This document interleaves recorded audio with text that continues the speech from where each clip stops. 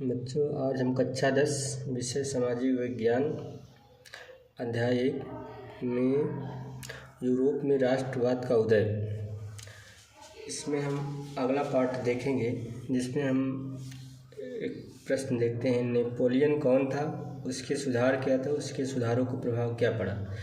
UP board 2023 में पूछा गया प्रश्न, इंपॉर्टेंट क्वेश्चन है। अथवा एक प्रश्न ऐसा पूछा जाता है, नेपोलियन ने निसंदेह फ्रांस में लोकतंत्र को नष्ट किया था, परंतु प्रशासनिक क्षेत्र में उसने क्रांतिकारी सिद्धांतों का समावेश किया था, जिससे पूरी व्यवस्था अधिक तर्कसंगत और कुशल बन सके। इस कथन की पुष्टि कीजिए।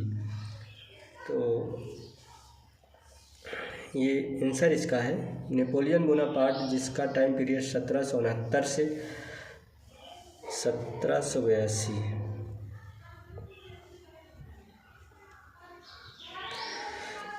एक फ्रांसीसी सैन्य नेता और सम्राट था, जिसने फ्रांस की क्रांति के बाद देश को स्थिर किया और 1804 से 1815 तक फ्रांस का सम्राट रहा।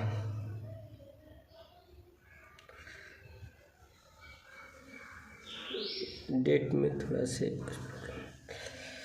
वह एक महान सैन्य रणनीतिकार था, जिसने यूरोप के अधिकांश हिस्सों पर विजय प्राप्त की और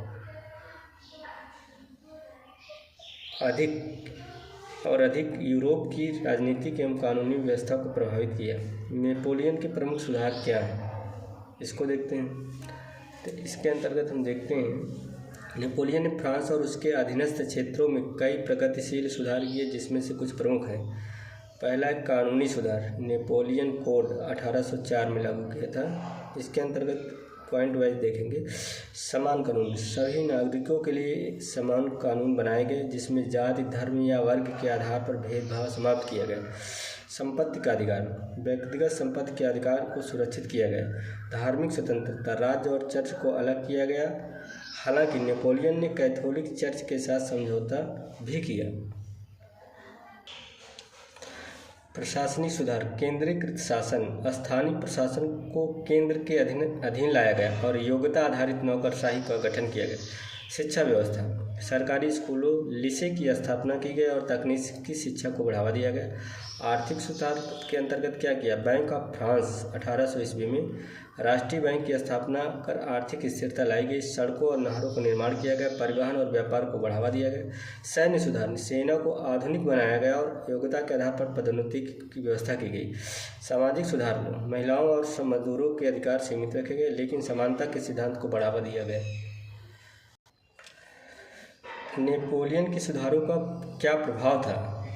फ्रांस में स्थिरता आई। क्रांति के बाद की अराजकता को समाप्त कर एक कुशल प्रशासनिक व्यवस्था स्थापित की गई। यूरोप पर प्रभाव, नेपोलियन कोड यूरोप के कई देशों में लागू हुआ और आधुनिक कानूनी प्रणाली की नींव बनी।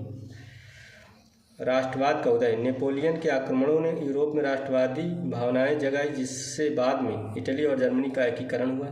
सामंती व्यवस्था का अंत हुआ। यूरोप के कई हिस्सों में सामंतवाद और विशेषाधिकार समाप्त हुए। आलोचनाएं की जाती है, नेपोलियन को एक तानाशाह भी माना जाता है, क्योंकि उसने प्रेस पर सेंसरशिप लगाई और लोकतंत्र को दबाया। निष्कर्ष क्या देखते हैं हम लोग, नेपोलियन के सुधारों ने फ्रांस और यूरोप को आधुनिक बनाने में महत्वपूर्ण भूमिका निभाई, लेकिन उसकी विस्तारवादी नीतियों के कारण यूरोप में लंबे युद्ध हुए। अंततः 1815 में वाटरलू की लड़ाई में हार के बाद उसका पतन हो गया। इसके आगे हम अगले भाग में देखेंगे। बहुत बहुत धन्यवाद।